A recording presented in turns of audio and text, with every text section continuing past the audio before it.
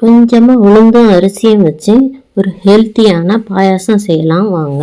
Jai square சேனலை like, share and subscribe பண்ணுங்க. 3 table spoon உளுந்து, 1/2 டேபிள் ஸ்பூன் அரிசி, 3 டேபிள் ஸ்பூன் வெல்லம், 1 டீஸ்பூன் தேங்காய், 2 முந்திரி, 2 பாதாம், 2 ஏலக்காய் எடுத்துக்கலாம். இப்போ வானொலி அடுப்பில் வச்சு உளுந்தை போட்டு நல்லா செவக்க வறுத்துக்கலாம். உளுந்து நல்லா கலர் மாறி வாசனை வர அளவுக்கு வறுத்துக்கலாம்.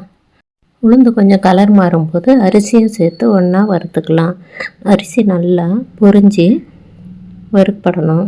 உளுந்தும் அரிசியும் வறுப்பட்டுடுச்சு. இப்போ அதை எடுத்து ஒரு தட்டில் கொட்டி ஆற வச்சுக்கலாம். அதே வானலில் எடுத்து வச்சு தேங்காயும் சேர்த்து வறுத்துக்கலாம். கலர் மாதிரி வர அளவுக்கு வறுத்துக்கலாம். தேங்காயும் வறுத்து எடுத்து கொட்டிட்டு 1 ஸ்பூன் நெய் சேர்த்துக்கலாம். நெய் சேர்த்து அதில் எடுத்து வச்ச முந்திரியும் பாதாமும் பொன்னிறமாக வறுத்து எடுத்துக்கலாம். முந்திரியும் பாதாமும் வறுத்து எடுத்துட்டு அந்த மீதி இருக்கிற நெய்யை ஒரு சின்ன கிண்ணத்தில் கொட்டி வச்சுக்கலாம். இப்போ அதே பானலியில் வெல்லத்தை சேர்த்து அதில் கொஞ்சமாக தண்ணி சேர்த்து நல்லா கரைச்சி கொதிக்க வச்சுக்கலாம். சுத்தமான வெல்லம்னா அப்படியே கொதிக்க வச்சு எடுத்துக்கலாம், இல்லைன்னா வடிகட்டி எடுத்து வச்சுக்கலாம்.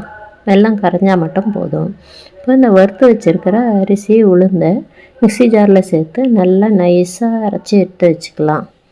இதை ஒரு கிண்ணத்தில் கொட்டி இது கூட கொஞ்சம் கொஞ்சமாக தண்ணி சேர்த்து மாவு கட்டி இல்லாமல் நல்லா கலந்துக்கலாம்.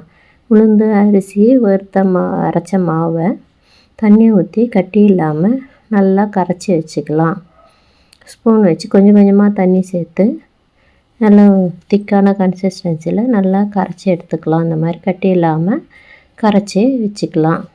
இதை கரைச்சி வச்சுட்டு திரும்பவும் பானலியில் இந்த உளுந்த அளந்த அதே கப்பில் 2 கப் தண்ணி சேர்த்துக்கலாம். தண்ணி சேர்த்து கொஞ்சம் தண்ணி தாராளமாக இருந்தாலும் பரவாயில்ல, அது கூட கரைச்சி வச்சுருக்கிற உளுந்து கலவையை கொட்டி நல்லா கலந்து விடலாம். இது உளுந்தும் அரிசியும் வேகும்போது நல்லா திக்காகி வரும். கட்டிப்படாமல் நல்லா கலந்து விட்டு இது கொஞ்சம் நல்லா வெந்து திக்கானதும் கரைச்சி வச்சுருக்கிற வெல்லத்தையும் சேர்த்து நல்லா கலந்துக்கலாம். இன்னும் கொஞ்சம் தண்ணி அதிகமாக ஆட் பண்ணி நல்லா வேக வச்சுக்கலாம். இது வேகும்போது கொஞ்சம் கொஞ்சமாக திக்காகிட்டே வரும். அதுக்கேற்ற அளவுக்கு தண்ணி சேர்த்து நல்லா கரைச்சிட்டு வறுத்து வச்சுருக்கிற தேங்காய், முந்திரி, பாதாம் எல்லாம் சேர்த்துக்கலாம். முந்திரி வறுத்த நெய்யையும் அதில் சேர்த்துட்டு ஏலக்காயை தூள் பண்ணி கடைசியாக வாசனைக்கு சேர்த்துக்கலாம். இந்த பாயாசத்துக்கு எவ்வளோ திக்னஸ் வேணுமோ அதுக்கேற்ற மாதிரி தண்ணி சேர்த்து நல்லா கொதிக்க வச்சுக்கலாம்.